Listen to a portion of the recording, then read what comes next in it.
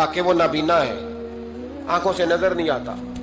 लोग उनके पास दुआएं कराने आ रहे हैं और फरमाते मैंने अजीब हाल देखा, बीमार तरीन शख्स उनके सामने आके बैठा, हुजूर मेरे लिए दुआ कर दें।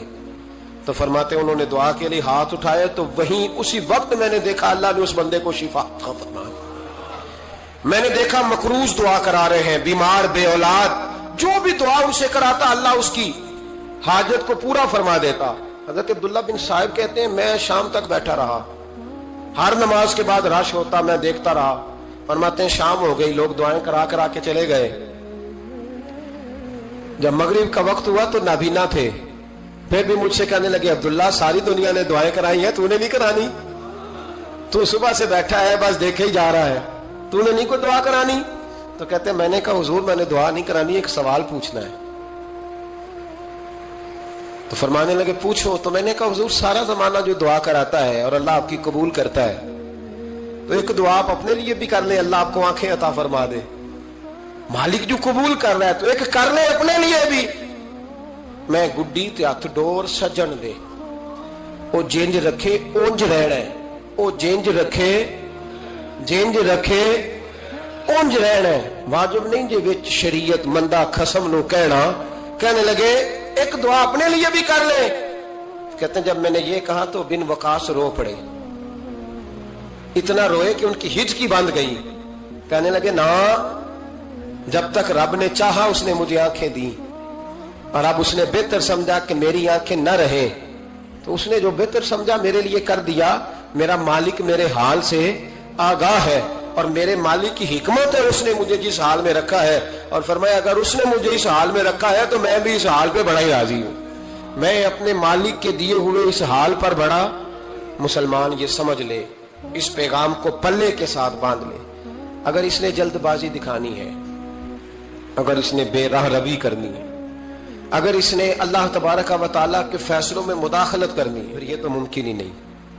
ये हो सकता इसलिए कि इसकी लगामें किसी और के पास है, इसके फैसलों का इख्तियार किसी और के पास है। बनी इसराइल में एक शख्स था, इमाम गजाली रहमतुल्लाह अलैह फरमाते हैं उसका दिल चाहा कि पता तो करूं जन्नत में मेरा पड़ोसी कौन होगा।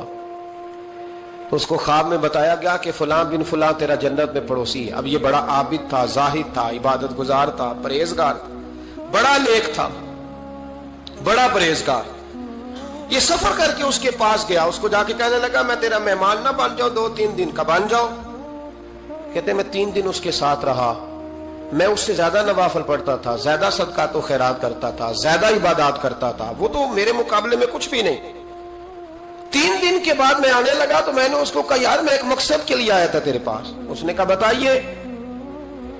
मैंने कहा कि मेरा आने का मकसद ये था कि मैं देखूं तू कौन सी ऐसी इबादत करता है कि जन्नत में तू मेरा पड़ोसी बनेगा। लेकिन तेरी इबादत रियाजत में तकब्बुर नहीं करता, लेकिन मैंने कोई खास चीज देखी नहीं, कोई खास बात है तो मुझे बता दे। तो बंदा कहने लगा कोई खास बात नहीं, हाँ एक छोटी सी आदत है मेरे अंदर, छोटी सी आदत। बड़े लोग कभी भी अपनी बातों को बड़ा नहीं समझते। क्या एक छोटी सी आदत है? का वो कौन सी?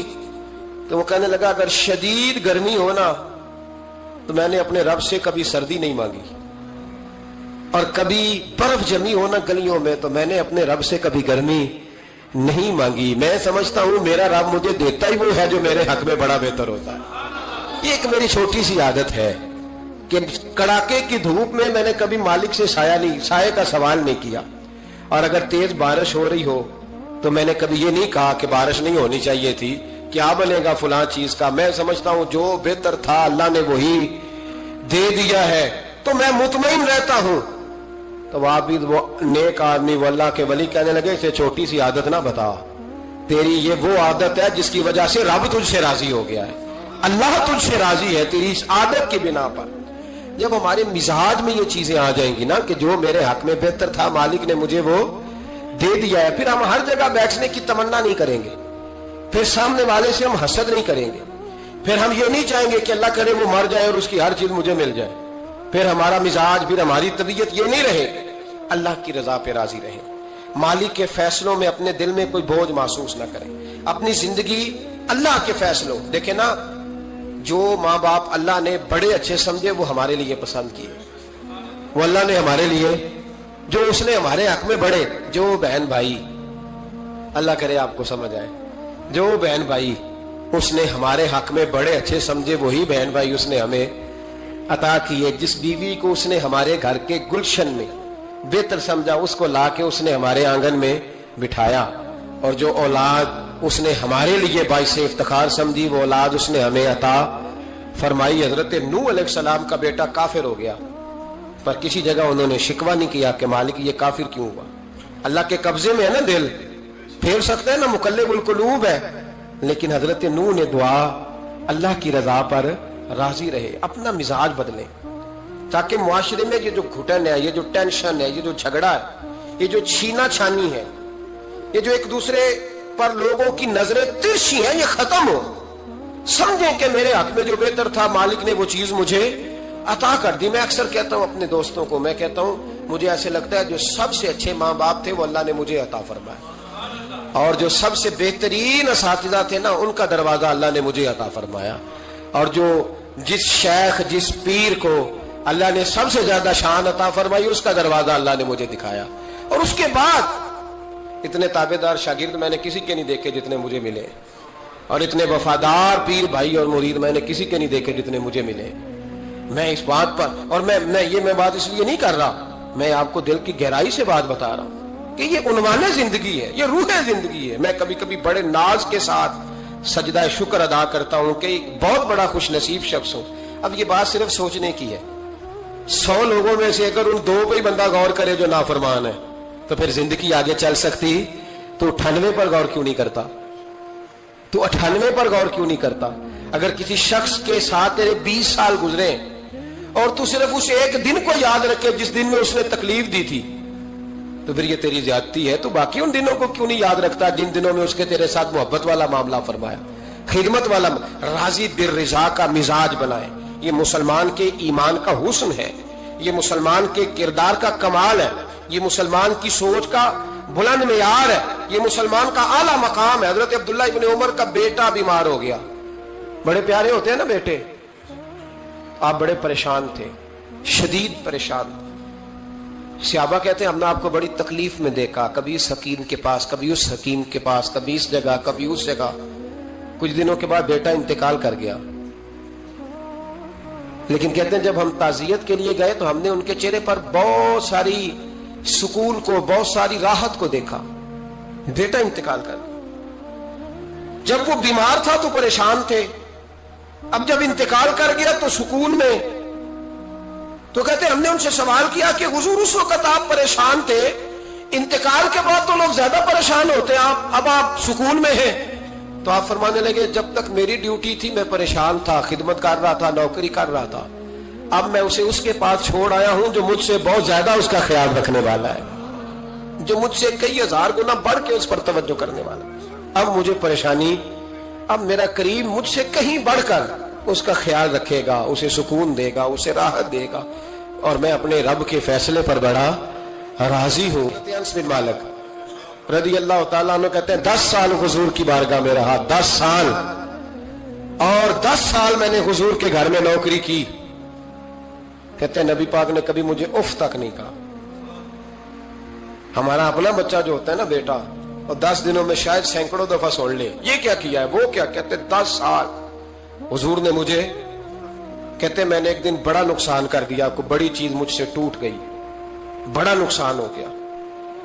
تو فرماتے ہیں کہ نبی پاک صلی اللہ علیہ وسلم کی ایک زوجہ محترمہ مجھ پر جلال کرنے لگی, اور ان کا جلال بالکل بجا تھا, ان کا غصہ بالکل ٹھیک تھا, اس لیے کہ میں نے واقعی بڑا نقصان کیا تھا. کہتے ہیں وہ جب جلال کرنے لگی نا تو محبوب تشریف لائے. کیا ہوا؟ کہا یا رسول اللہ یہ دیکھیں اس نے کتنی بڑی چیز توڑ دی. تو کہتے ہیں میرا خیال تھا کہ یہاں سے بھی مجھے ڈانٹ پڑنی ہے اور پڑنی چاہیے بھی, اس لیے کہ میں نے آج بڑا نقصان کیا ہے. لیکن کہتے ہیں محبوب میرے قریب آئے اور میرے کندھے پہ ہاتھ رکھا. زوجہ جلال میں تھی تو محبوب نے کیا خوبصورت جملہ کہا, ساری سوچ ہی بدل دی. فرمانے لگے اس کو نہ ڈانٹ, اس چیز کا ٹوٹنا میرے رب کی رضا تھی تو چیز ٹوٹ گئی ہے, یہ میرے رب کی رضا تھی تو یہ چیز اب یہ غریب ہے, اس کا دل نہ توڑ, وہ ٹوٹ گیا, وہ جو ہونا تھا سو ہو گیا, اب چھوڑ, یہ میرے اللہ کی اس چیز کا اتنی دیر رہنا ہی ہمارے حق میں بہتر تھا, تو ٹوٹ گئی تو ختم. کہتے بڑا جلال تھا محبوب کی زوجہ کو, لیکن انہوں نے جب بات سنی تو پھر مصطفیٰ کریم کا گھرانہ، پھر حضور کی ازواج پاک، مومنوں کی مائیں، کہتے ہیں اسی وقت وہ بیٹھیں اور انہوں نے میری طرف بڑی شفقت کی نظروں سے دیکھا اور ان کے غصے کو میں نے پیار میں بدلتے دیکھا۔ بھائی یاد رکھو، اللہ کی رضا، پھر اس وقت 2-4 لاکھ کے لیے لوگوں کو ہارٹ اٹیک نہیں ہوتا، پھر 20-25 ہزار کے لیے بلڈ پریشر اپ ڈاؤن نہیں ہوتا جب بندہ اللہ کی رضا پہ راضی رہنے لگتا، پھر چھوٹی چھوٹی باتیں اس کے لیے سہانے روح نہیں بنتی، پھر ذرا ذرا سی بات اسے تکلیف نہیں دیتی۔ جب وہ اللہ تعالیٰ کی رضا پر راضی ہونے کا عادی ہو جاتا ہے تو پھر یہ چیزیں اس کے لیے باعث آزمائش۔ نبی پاک صلی اللہ تعالیٰ علیہ وسلم کی خدمت میں حضرت زبیر بن عوام رضی اللہ تعالیٰ عنہ اور ایک انصاری صحابی آئے، انصاری صحابی، ان کا آپس میں جھگڑا تھا۔ جھگڑا کیا تھا؟ ایک چشمے سے پانی آتا تھا، پہاڑ سے پانی نیچے گرتا تھا، ایک چشمہ تھا پہاڑ سے، تو اس چشمے سے لوگ اپنے کھیتوں کو پانی دیتے تھے۔ یہ بخاری کی حدیث ہے۔ پہلے باغ تھا حضرت زبیر بن عوام کا۔ حضرت زبیر بن عوام رضی اللہ تعالیٰ عنہ نبی پاک صلی اللہ علیہ وسلم کی پھپھی کے بیٹے اور عشرہ مبشرہ صحابی ہیں۔ ان کے کھیت پہلے آتے تھے اور اس انصاری کا باغ بعد میں آتا تھا۔ جھگڑا یہ تھا کہ حضرت زبیر بن عوام کہتے تھے پانی کھیت کو پہلے میں نے دینا ہے، اور وہ انصاری صحابی کہتے تھے کہ پانی پہلے میں نے دینا ہے۔ بات حضور کی بارگاہ تک چلی گئی۔ یہ مسئلہ دنیاوی تھا، دینی۔ ہمارے ہاں لوگ کہتے ہیں کہ دینی مسئلہ مولوی صاحب بتائیں گے، دنیاوی چودھری صاحب بتائیں گے، وہ دین سے علیحدہ ہے۔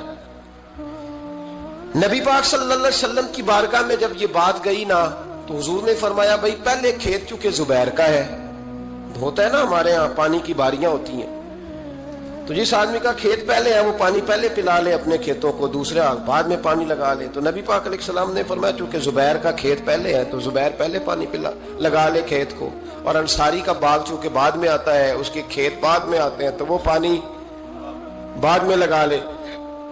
اب وہ انصاری پر یہ بات بوجھ گزری تو بے سمجھی میں، بے دھیانی میں، جوش جذبات میں بڑا سخت جملہ کہہ گئے۔ کہنے لگے یا رسول اللہ صلی اللہ علیہ وسلم، زبیر دراصل آپ کی پھوپھی کے بیٹے ہیں نا، تو میں تو پھوپھی کا بیٹا نہیں، اس لیے آپ نے فوراً فیصلہ ان کے حق میں دیا ہے۔ محبوب تو ابھی کوئی جواب دیتے ہی اللہ کے قرآن نے بولنا شروع کر دیا، اور قرآن پاک کی آیت آئی، فرمایا فلا وربک لا یؤمنون حتی یحکموک فیما شجر بینہم۔ رب کریم نے فرمایا محبوب مجھے تیرے رب کی قسم، یہ اتنی دیر تک مومن ہو ہی نہیں سکتے جب تک اپنے ہر معاملے میں تیرا فیصلہ قبول نہ کر لیں۔ جب تک ہر معاملے میں تیرا فیصلہ قبول نہ کریں اتنی دیر تک مومن ہو سکتے۔ اب اگلے لفظوں پہ غور کرنا ہے، فیصلہ بھی قبول کریں، اور اگلی بات کیا ہے؟ ارشاد فرمایا ثم لا یجدوا فی انفسہم حرجا مما قضیت، اور محبوب پھر جو تو فیصلہ کرے اس فیصلے میں یہ اپنے دل میں کوئی رکاوٹ بھی محسوس نہ کرے، اپنے دل میں کوئی رکاوٹ بھی، کان آنکھیں دل کھول کے سنے کیا کہہ رہا ہوں، نبی پاک کے کسی فیصلے پر اپنے دل میں کوئی رکاوٹ محسوس، وَيُسَلِّمُ تَسْلِيمًا، دل سے حضور کے فیصلے مانے، نبی پاک کے فیصلے دل سے، کوئی طبیعت میں رکاوٹ نہیں آنی چاہیے، ذرا برابر بھی کوئی رکاوٹ نہ آئے دل میں کہ حضور کا فیصلہ ایک طرف ہے اور میری بات ایک طرف، فوراً نبی پاک کا فیصلہ مانے، دل سے مانے، راضی بالرضا رہے۔ جب تک یہ کام نہیں ہوگا اتنی دیر تک ایمان مکمل۔ میرے نبی پاک صلی اللہ تعالی علیہ وسلم نے فرمایا کہ قیامت کے دن میری امت کا ایک گروہ ایسا ہوگا جسے اللہ تبارک و تعالیٰ اس طرح جنت میں پہنچا دے گا جیسے کوئی بندہ اڑ کے جنت میں چلا جاتا ہے۔ وہ جب جنت میں پہنچیں گے نا تو فرشتے ان سے پوچھیں گے تم نے حساب دیا؟ کہیں گے ہمیں تو پتہ ہی نہیں حساب کیا ہے۔ پل صراط سے گزرے، کہیں گے خبر ہی نہیں پل صراط کہاں ہے، تو یہاں کیسے آ گئے؟ کہیں گے اللہ کے فضل سے، اللہ کے فضل سے۔ تو کہا بتاؤ تو صحیح تمہاری نیکی کیا تھی؟ تو کہیں گے دو باتیں تھیں، ایک تو ہم اللہ کے حلال کو حلال جانتے تھے، رب کے حرام کو حرام جانتے تھے، اور دوسرا یہ تھا کہ ہم اللہ کے ہر فیصلے پہ راضی رہتے تھے، اللہ کے ہر فیصلے پہ۔ تو جو رب کریم کی رضا پہ راضی رہے پھر اسے کسی حساب کتاب کا سامنا نہیں کرنا پڑے گا، پھر اسے پل صراط کی دشوار گزار گھاٹیوں کا سامنا نہیں کرنا پڑے گا۔ شرط یہ ہے کہ وہ اللہ کی رضا پہ راضی رہے، وہ اللہ کے فیصلے کو بصیر و چشم مانے، وہ عاجزی اور انکساری کے ساتھ گردن جھکا دے اپنے مالک کے فیصلوں پر، جھکا دے۔ اللہ نے حضرت ابراہیم کو اولاد نہیں دی،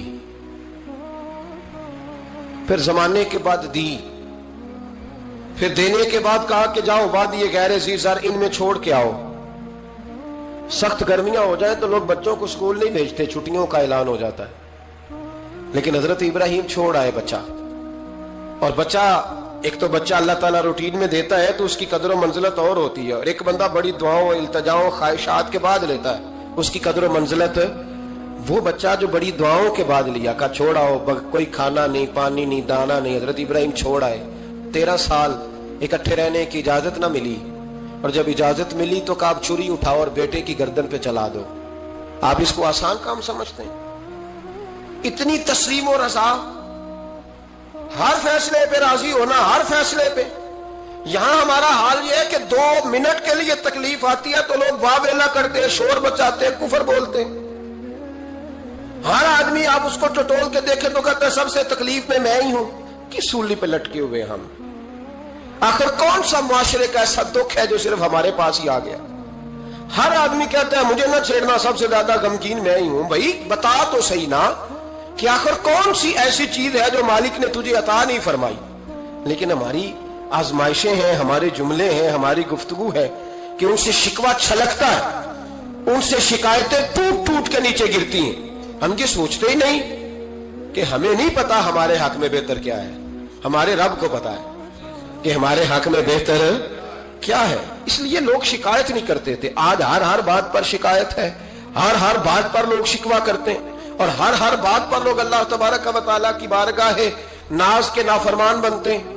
اور پھر سوال کیا، یا اللہ تو راضی ہو جا، یا اللہ تو۔ اور اللہ کیا فرماتے ہیں موسیٰ اپنی قوم سے کہو یہ مجھ سے راضی ہو جائے، میں بھی ان سے راضی ہو جاؤں گا۔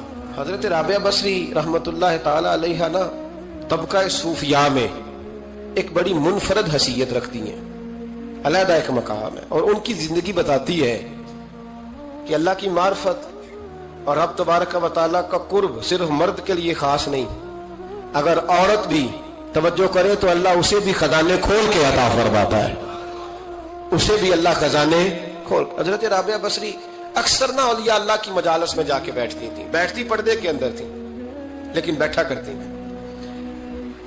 جو لوگ اس رستے کے مسافر ہوتے ہیں وہ بات کو سمجھتے ہیں کہ یہ گہرا معاملہ ہوتا ہے، کسی جگہ سے کوئی ایسی چیز ملتی ہے جس کو فوری طور پر طبیعت اور نفس قبول نہیں کرتا، لیکن جو صوفیاء ہوتے ہیں نا، سالکین طریقت، معرفت کے رستے کے مسافر، وہ چونکہ مسافر ہوتے ہیں تو انہیں جو بندہ بھی منزل کا رستہ بتاتا ہے وہ اس کی بات غور سے سنتے ہیں، اعتراضات نہیں کرتے، شکوے نہیں کرتے، بن کے نہیں بیٹھ جاتے۔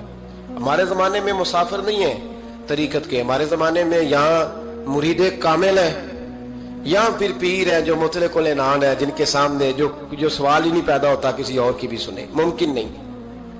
حضرت رابعہ بصری بیٹھی تھی، حضرت سفیان ثوری بہت بڑا نام ہے، یہ وہ شخصیت ہے کہ جب جایا کرتے تھے تو اولیاء اللہ کھڑے ہو کے ان کا استقبال کرتے تھے، بغداد میں اتنا بڑا درجہ تھا ان کا۔ حضرت جعفر بن سلیمان بھی بیٹھے تھے، سفیان ثوری بھی بیٹھے تھے،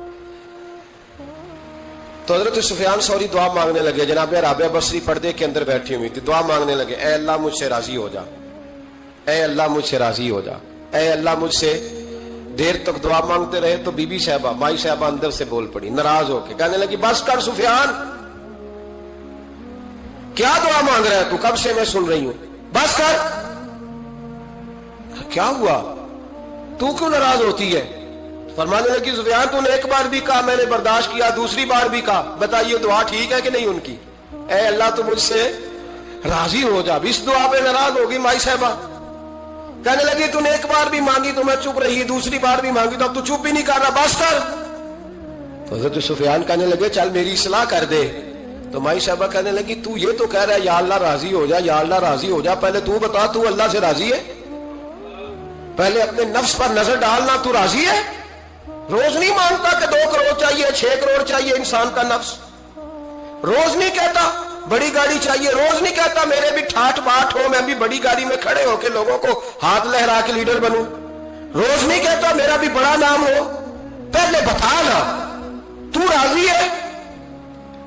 حضرت سفیان ثوری نے جب بات سنی تو جھگڑا نہیں کیا، بلکہ اللہ اکبر کہا، چیخ مار کے رونے لگے، کہنے لگے رابعہ تو سچ کہتی ہے، ابھی تو میں اس منزل تک نہیں پہنچا کہ میں رب سے راضی ہو جاؤں تو میں اسے راضی کرنے چلا ہوں، تو سچ کہتی ہے۔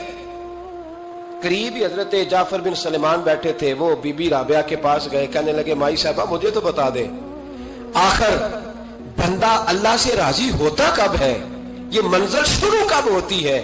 تو آپ فرمانے لگے اس وقت کہ بندے کا جو حال نعمت ملنے پہ ہوتا ہے نا، جب وہی حال اس کا مصیبت آنے پہ ہو تو پھر سمجھو وہ اپنے رب سے راضی ہو گیا، پھر وہ اپنے رب سے۔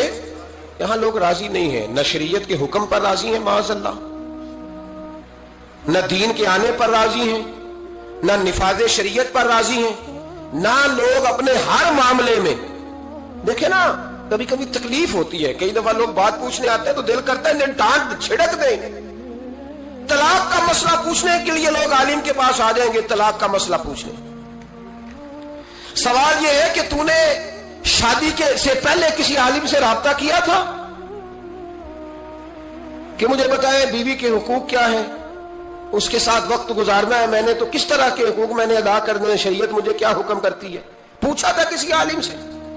دین کی ضرورت پڑی تو دین کے پاس آئے، لیکن دین کو عمل کرنے کے لیے کبھی حاصل ضرورت پڑی تو آ گئے، حاجت ہوئی تو آ گئے، طبیعت لگی تو آ گئے۔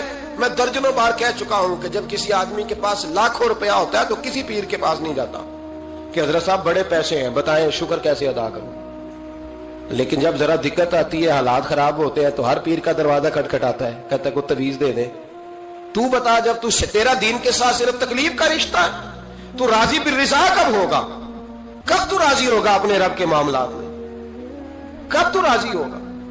کئی دفعہ طبیعت میں تکلیف ہوتی ہے، وہ حضرت صاحب حالات بڑے خراب ہوئے، پہلے آپ نے تعویذ دیا تھا تو صحیح ہو گیا، پھر خراب ہے میں دوبارہ آ گیا، تو دل کرتا ہے ان سے کہنے سے کہ یار ہمارے ساتھ تمہارا رشتہ خراب حالاتوں کا ہی ہے، کبھی صحیح حالاتوں میں بھی آؤ نا، بڑے خوش حالات میں بھی آؤ کہ اب حالات بڑے اچھے ہیں، ہم حاضر ہیں، کوئی حکم کریں۔ خدا راضی بالرضا رہنا سیکھ۔ میں نے کئی دفعہ حدیث سنائی ہے کہ ایک صحابی کو نبی پاک صلی اللہ علیہ وسلم نے، سرکار نے فرمایا کہ جب اس کا انتقال ہو جائے تو مجھے بتانا۔ صحابی بھی نوجوان تھے، 14-15 سال عمر تھی۔ انہوں نے پتا اپنے والد صاحب کو کیا کہا، فرمایا میرا انتقال ہو جائے تو حضور کو خبر نہیں کرنی، اس لیے کہ میں رات کو انتقال کروں گا، ایسا نہ ہو کہ نبی پاک آئیں اور یہودیوں کے محلے سے گزر کے اور کوئی یہودی حضور کو تکلیف دے۔ میں اپنے جنازہ حضور پڑھائے تو بخشش ڈائریکٹ ہے کہ نہیں، فوراً جنت ہے کہ نہیں، لیکن انہوں نے کہا میں نہیں چاہتا کہ میں اپنے نفع کے لیے محبوب کو تکلیف دوں۔ تو محبت کا انداز تو کوئی اور ہوتا ہے، جس سے محبت ہوتی ہے اس کے تو بندہ آرام کا، سکون کا، کہتا جی میرا بڑا پیار ہے، ٹھاؤ میں آیا جو ہونا اس ویلے، میں ان دوبارہ آماں، یہ کیسی بات ہوگی؟ تو یہ محبت نہیں ہے، یہ لالچ ہے۔ بہرحال جو بات عرض کرنے جا رہا ہوں، میں مضمون پر رہتا ہوں، مضمون کو سمجھیے گا۔ سید صاحب کہتے ہیں وہ بندہ جب جانے لگا تو میں نے اس کو کہا، میں نے کہا یار تو سویرے پوچھ لیتا، کیا حرج تھا، صبح پوچھ لیتا۔ حضرت صاحب بوڑھے آدمی، آدھی رات کو تکلیف دی، ابھی 2 گھنٹے میں سحری ہونے والی تھی، تو کہتے ہیں وہ چلا گیا تو سید صاحب نے مجھے بلایا، کہنے لگے محمود مسئلہ میں نے بتایا، تمہیں کیا تکلیف ہے؟ اور پھر فرمانے لگے میرا دین میرا مشن ہے، میرا دین میرا مشن ہے، شکر کرو کسی نے بات پوچھی تو ہے نا، اور اگر کوئی میرے دین کے معاملے میں کوئی بات کرنے آتا ہے تو میں اس سے اکتاتا نہیں ہوں۔ تو جب انسان راضی بالرضا رہنے لگتا ہے نا، پھر وہ ہر روز نماز پڑھ کے تکلیف نہیں اسے ہوتی، پھر روز درود شریف پڑھ کے وہ یہ نہیں کہتا کہ چلو 2-4 چھٹیاں بھی کر دو، پھر روزانہ تلاوت کر کے اسے کہیں دقت محسوس نہیں ہوتی، چونکہ اب وہ چاہتا ہے کہ جس حال میں میرا رب رسول مجھے رکھیں گے، جو حکم دیں گے، میں نے اس سے کوئی تنگی محسوس نہیں کرنی، میں نے اس کے مطابق چلنا۔ اور قرآن مجید نے ایک نیا انداز اختیار کیا سورہ مائدہ کے اندر، اس کی آیت نمبر 119 ہے۔ اللہ کریم نے فرمایا رضی اللہ عنہم ورضوا عنہ، صحابہ کی بات ہو رہی ہے، فرمایا وہ اللہ سے راضی ہے اور اللہ ان سے راضی ہے۔ حضرت سیدنا موسیٰ علیہ السلام نے عرض کی کوہ طور پہ جا کے، مولا میری قوم پوچھتی ہے کہ کوئی ایسا کام بتا جو ہم کریں تو تو ہم سے راضی ہو جائے۔ حضرت موسیٰ کی قوم کا خیال تھا کہ تہجد کا حکم آئے گا تو پڑھیں گے، صدقات کا حکم آئے گا تو دیں گے، جہاد کی بات ہوگی تو کریں گے۔ کچھ جو نیک لوگ تھے ان میں سے انہوں نے یہ پیغام دیا کہ مالک ہمیں بتائے کہ وہ کس کام پہ راضی ہوتا ہے، ہم وہ کام کریں تاکہ اللہ ہم سے راضی ہو جائے. حضرت موسیٰ کلیم کہتے ہیں میں نے عرض کی مولا میری قوم پوچھتی ہے کہ کون سا ایسا کام کریں کہ تو راضی ہو جائے. تو رب کریم نے ارشاد فرمایا موسیٰ کہتے میرا خیال تھا کوئی لسٹ ملے گی، لیکن مالک نے ایک جملہ کہا، ایک جملہ، اور تفسیروں کے دریا بہا دیے. عرش کے مالک نے فرمایا موسیٰ ان سے کہو جا کے کہ وہ مجھ سے راضی ہو جائے، میں ان سے راضی ہو جاؤں گا. مجھ سے راضی ہو جائے. بندے اللہ سے راضی ہی نہیں راضی ہوتے. امام غزالی سے کسی نے پوچھا تھا، امام غزالی سے، کہ حضور اللہ کا بندے سے راضی ہونا کمال ہے یا بندے کا اللہ سے راضی ہونا کمال ہے؟ تو امام غزالی مسکرائے، فرمانے لگے رب تو بڑا ہی مہربان ہے، وہ تو بڑی جلدی راضی ہو جاتا ہے. وہ تو مسجد میں آ کے توبہ کرے تو اللہ راضی، کسی یتیم کے سر پہ ہاتھ پھیرو تو اللہ راضی، وہ تو کسی اندھے کو رستہ دکھایا تو اللہ راضی ہو گیا، وہ تو طوائف نے کتے کو پانی پلایا تو اللہ. امام صاحب فرمانے لگے یہ بندہ ہے جو اللہ سے راضی نہیں ہوتا. جس کے پاس اولاد نہیں وہ کہتا ہے چلو ایک بیٹی مل جائے تو میں راضی ہوں، بیٹی مل گئی تو کہتا اب ایک بیٹا بھی ملے تو پھر راضی ہوں، پھر کہتا ہے یہ دونوں اچھی تعلیم حاصل کر لے تو پھر میں راضی ہوں، پھر کہتا ہے یہ بہت زیادہ پیسے کمائے تو پھر میں راضی ہوں. بہرحال راضی ہوتا، لیکن جو راضی ہو جاتا ہے نا، اللہ اکبر، جو اللہ سے راضی سکھی بڑا رہتا ہے، سکون میں بڑا رہتا ہے، مطمئن بڑا رہتا ہے. جو سمجھ لیتا ہے نا کہ جو میرے رب نے بہتر سمجھا وہ میرے اللہ نے مجھے. میں کبھی کبھی سوچتا ہوں کہ یار حضرت بلال حبشی نے کوئی عہدہ نہیں مانگا ساری زندگی. انہوں نے نہیں کہا مجھے بھی ایک صوبے کا گورنر بناؤ میری بھی خدمات ہے، مجھے بھی وزیر خزانہ بناؤ میرا بھی کچھ بنتا ہے. ایک دفعہ نہیں کہا سیدنا بلال حبشی رضی اللہ تعالیٰ عنہ نے کہ میری بھی کوئی ڈیوٹی ایسی ہونی چاہیے کہ مجھے چلو سپہ سالار ہی بنا دیا جائے. ساری زندگی مسجد میں جھاڑو دیا تو اسی پہ راضی رہے، ساری زندگی محبوب کے مہمانوں کا لنگر پکایا تو اسی پہ راضی رہے، ساری زندگی میرے محبوب علیہ السلام کے بچوں کی نوکری کی تو اسی پہ راضی رہے، راضی بالرضا رہے. حدیث پاک سنیے، نبی پاک علیہ السلام نے ایک دن صحابہ سے پوچھا کہ تم کیا سمجھتے ہو، اپنے دل کو جب پوچھتے ہو، دل پہ توجہ کرتے ہو تو کیا جانتے ہو؟ تو صحابہ کہنے لگے یا رسول اللہ جب ہم اپنے دل پہ توجہ کرتے ہیں تو ہم سمجھتے ہیں کہ اللہ نے ہمیں ایمان عطا فرمایا ہے. تو حضور نے فرمایا تمہارے ایمان کی دلیل کیا ہے؟ ایمان کی کوئی دلیل بھی تو ہوتی ہے نا. ہمارے زمانے میں تو کوئی دلیل نہیں، نماز نہیں پڑھتا پھر بھی میں مسلمان ہوں، روزہ نہیں رکھتا پھر بھی مسلمان، جھوٹ صبح سے شام تک، کہتا خبردار کسی نے مجھے ذرا بھی بات کی سب سے بڑا مسلمان میں ہی ہوں. بددیانتی، دھوکہ، فریب، فرار، لیکن خبردار کسی نے کوئی بات کی سب سے بڑا مفتی میں ہی ہوں. جرم سارے پائے جاتے ہیں. دلیل کیا ہے بھائی؟ اگر کسی دیکھیں نا، اگر درخت ہے تو دلیل یہ ہے کہ پھل بھی ہے، شاخیں بھی ہیں، لیکن تو صاحب ایمان ہے تو دلیل کیا ہے؟ تو نبی پاک صلی اللہ علیہ وسلم نے صحابہ سے پوچھا کہ تم ایماندار ہو تو دلیل دو. اللہ کی بارگاہ سے دعا مانگو کہ یا اللہ ہمیں ہدایت کا نور عطا فرما، اللہ تو ہمیں رستہ دکھا، تو بتا کہ ہدایت کیا ہے. ترا فرماتا ہے اللہ ولی الذین آمنوا، اللہ مومنوں کا مددگار ہے.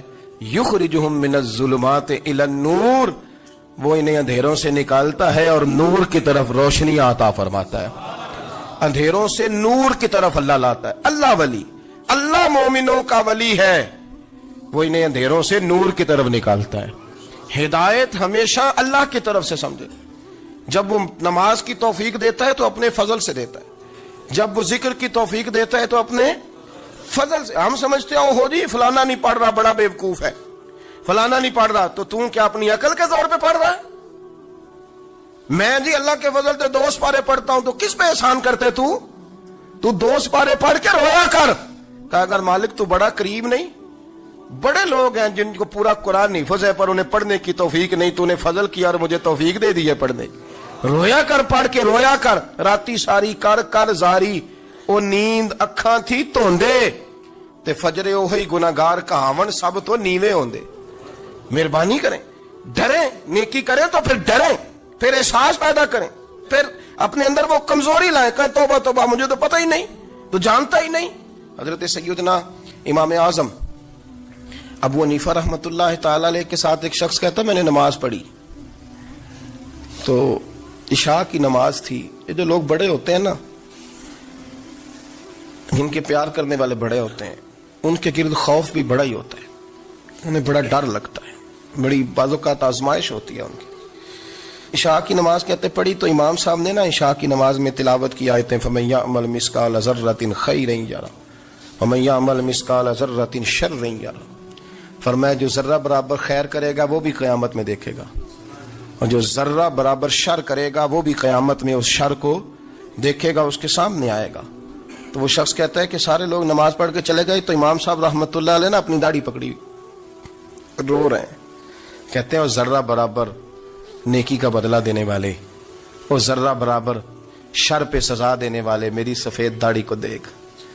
مالک میرے ذرے ذرے سامنے نہ لانا، لوگ تو میری بڑی قدر کرتے ہیں دنیا، میں تو بڑا پہچانا جاتا ہوں، لوگ تو میری راہوں میں پھول لیے کھڑے ہوتے ہیں، مجھے بڑا نوازتے ہیں. قیامت میں رسوا نہ کر دینا، میرے لیے مشکل ہو جائے گی.